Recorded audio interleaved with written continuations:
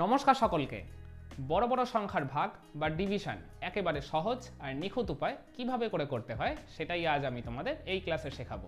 তাহলে চলো আর কথা না বাড়িয়ে বোর্ডেই দেখা যাক। দেখো এখানে 16,473কে ভাগ করতে দিয়েছে 89 বা 89 দিয়ে। তাহলে এই ভাগের ফরমেশনটাকে আগে আমরা প্রপারলি সাজিয়ে নিই। তাহলে 89 দিয়ে ভাগ করতে দিয়েছে কতকে? 16,473কে।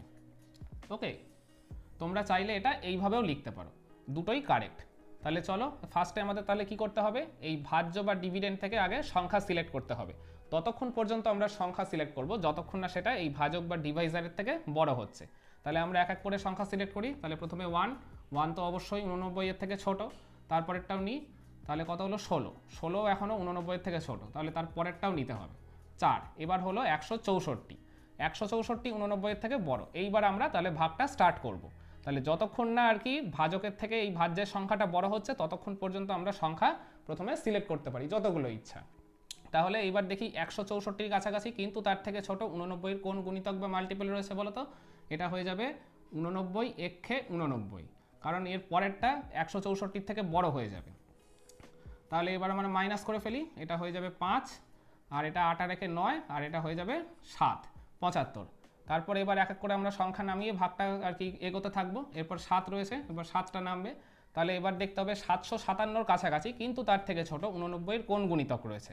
আচ্ছা, এইটা আমরা একটু ভাগ করে মানে গুণ করে তাহলে দেখে নিই যে কোন গুণিতক রয়েছে। এটা যদি ধরো আমরা 89-কে 9 দিয়ে যদি ধরো গুণ করি তাহলে কত হবে বলো তো? 9 নং 81, 1 হাতে 8, 8 নং 72 আর 8-এ হয়ে যাবে 80।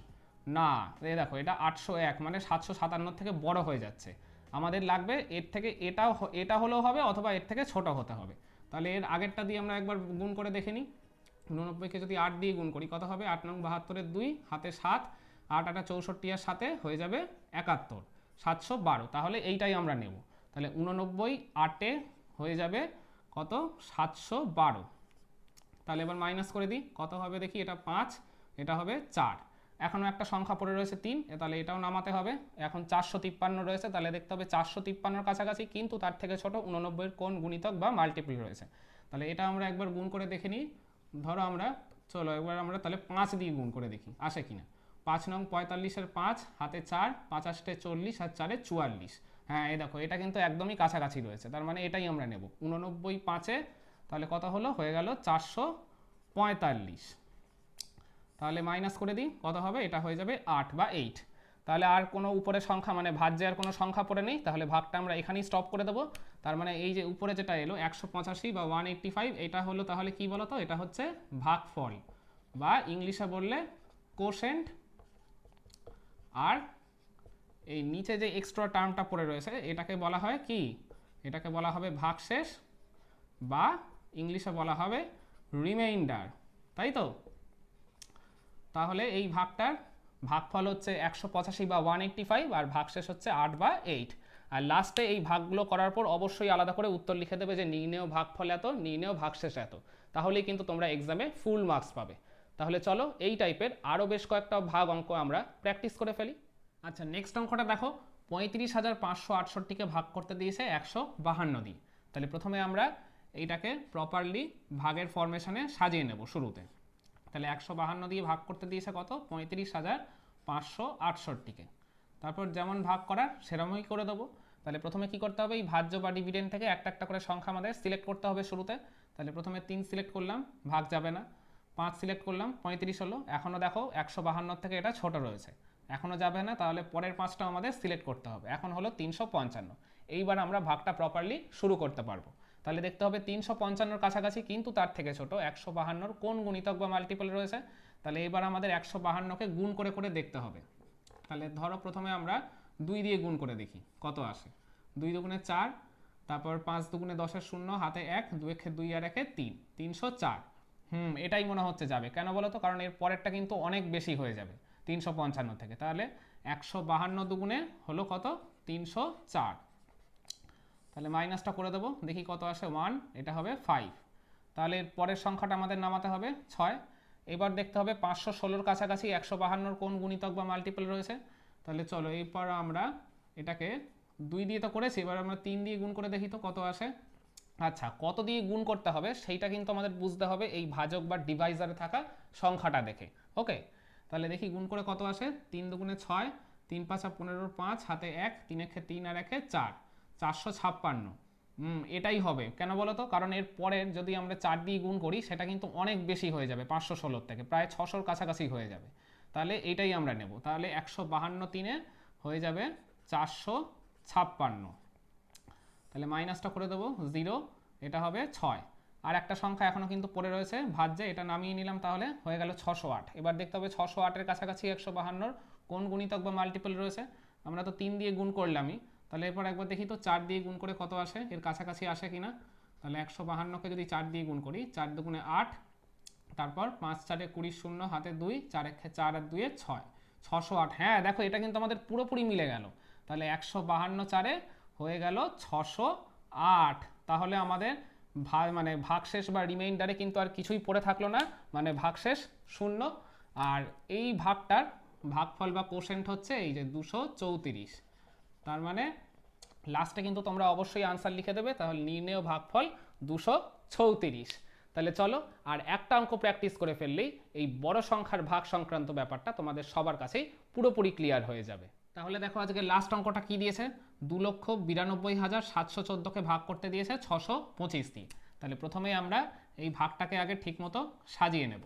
তাহলে 625 দিয়ে ভাগ করতে দিয়েছে 2,92,714-কে। তাহলে ঠিক ওই একইভাবে প্রথমে আমরা ভাজ্য বা ডিভিডেন্ড থেকে আগে একটা একটা করে সংখ্যা সিলেক্ট করে নেব। 2 নেব, 9 নেব, হবে না। আবার 2 নেব, এখনও হবে না, কারণ এই 292টা 625-এর থেকে ছোট বলে। তাহলে এর পরের সংখ্যা মানে 7টাও সিলেক্ট করতে হবে। এইবার আমরা ভাগটা শুরু করতে পারি। তাহলে এইবার আমাদের দেখতে হবে এই 2927-এর কাছাকাছি কিন্তু তার থেকে ছোট 625-এর কোন গুণিতক বা মাল্টিপল রয়েছে। তাহলে 625-কে এইবার আমাদের একটা একটা করে সংখ্যা দিয়ে গুণ করে করে দেখতে হবে। তাহলে 625-কে আমরা যদি প্রথমে ধরো 4 দিয়ে গুণ করে দেখি কত আসে। তাহলে 4 5 20 0 হাতে 2, 4 দুগুণে 8 আর 2 10 0 হাতে 1, 4 6 24 আর 1 25, 2500।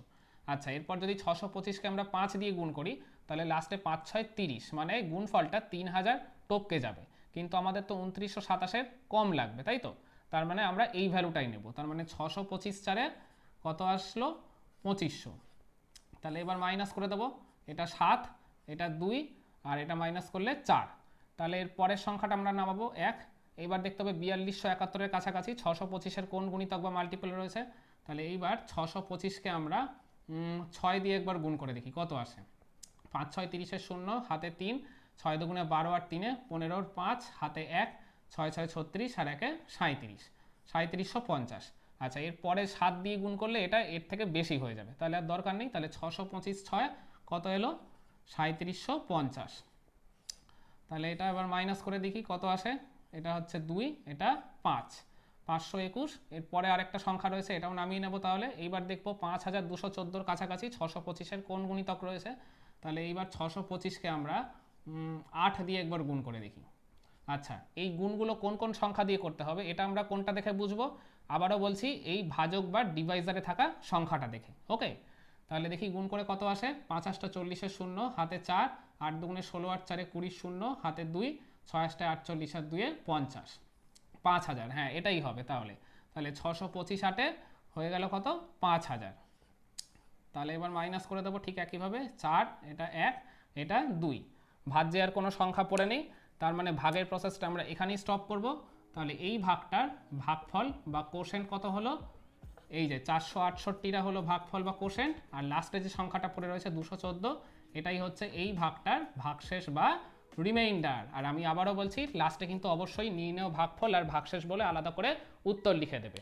তাহলে আশা করছি বড় বড় সংখ্যার ভাগ ঠিক কিভাবে করতে হয় এই নিয়ে তোমাদের মনে এতদিন ধরে যা যা ডাউট বা কনফিউশন ছিল, আজকের এই ক্লাসটা করার পর সেই সকল কনফিউশন একেবারে দূর হয়ে যাবে।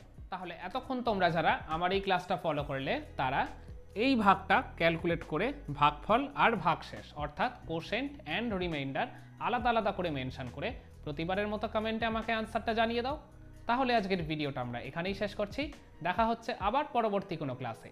সবাই ভালো এবং সুস্থ থাকবেন। ধন্যবাদ।